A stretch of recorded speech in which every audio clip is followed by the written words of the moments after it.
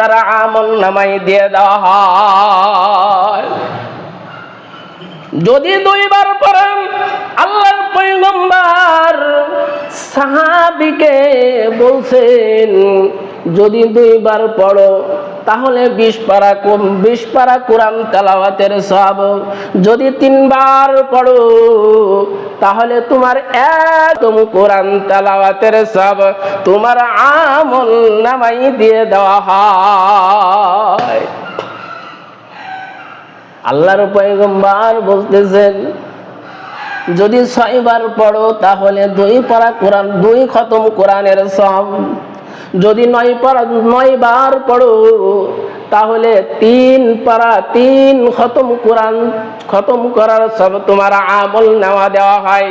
যদি 10 বার পড়ো তাহলে জান্নাতের মধ্যে এমন একটা বালাখানা তোমার নামে নামকরণ হয়ে সেখানে লিপিবদ্ধ হয়ে যায়। তখন বলতেছে তাহলে ইয়া রাসূলুল্লাহ আপনি একটু আমাকে আপনি পড়েন, আপনার সঙ্গে পড়ি, আমরাও পড়